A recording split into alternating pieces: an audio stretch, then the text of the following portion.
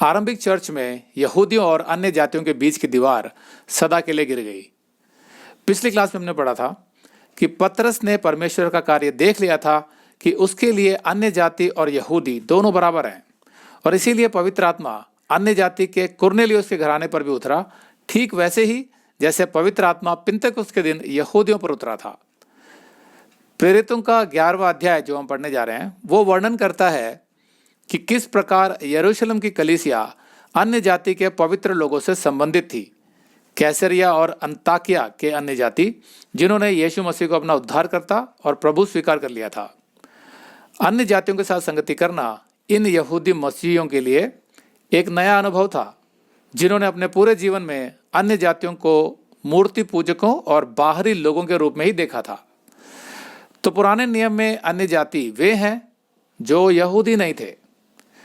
अधिकांश यहूदी विश्वासियों ने सोचा कि परमेश्वर ने केवल यहूदियों को ही उद्धार के लिए चुना है, क्योंकि परमेश्वर ने उन्हें ही अपनी व्यवस्था दी थी, जैसा निर्गमन 19 और 20 में लिखा है। यरूशलेम में एक समूह का मानना था कि अन्य जातियों का उद्धार तो किया जा सकता है, लेकिन केवल तभी जब वे मूसा की व्यवस्था के सभी नियमों और महायाजकों द्वारा ठहराई गई सभी परंपराओं का पालन करेंगे। तो संक्षेप में कहें तो यदि वे मसीही बनने से पहले यहूदी बन जाएं तो, अन्यथा नहीं।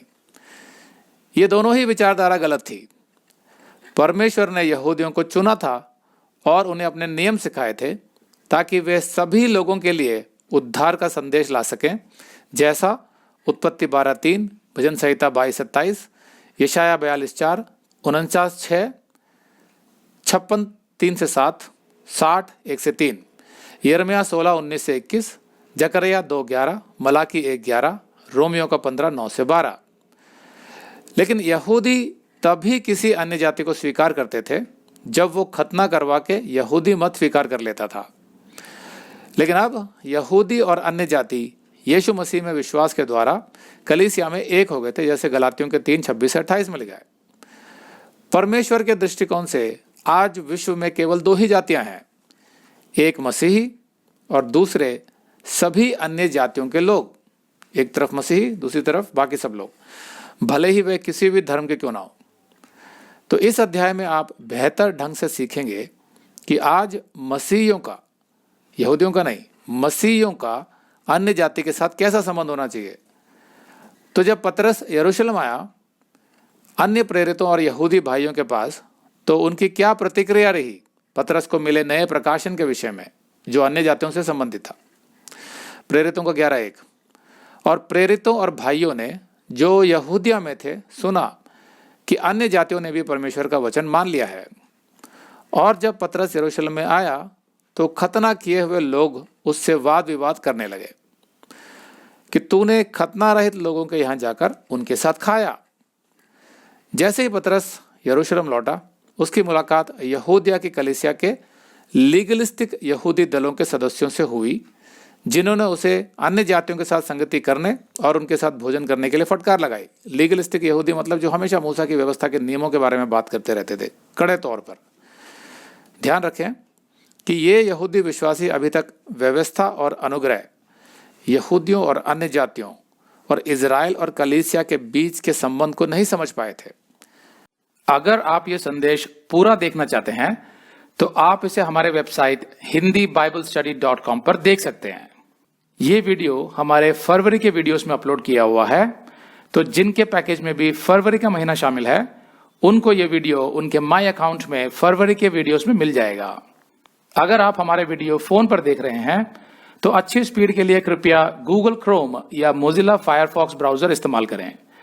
तो इनको डाउनलोड करने के लिए आप प्ले स्टोर में जाएं और ऊपर गूगल क्रोम टाइप करें, फिर आप गूगल क्रोम ब्राउजर पर क्लिक करें और उसे इंस्टॉल करें। ये एकदम फ्री है। इसी तरह आप मोजिला फायरफॉक्स टाइप करें, फिर आप मोजिला फायरफॉक्स ब्राउजर पर क्लिक करें और उसे इंस्टॉल करें। यह भी एकदम फ्री है।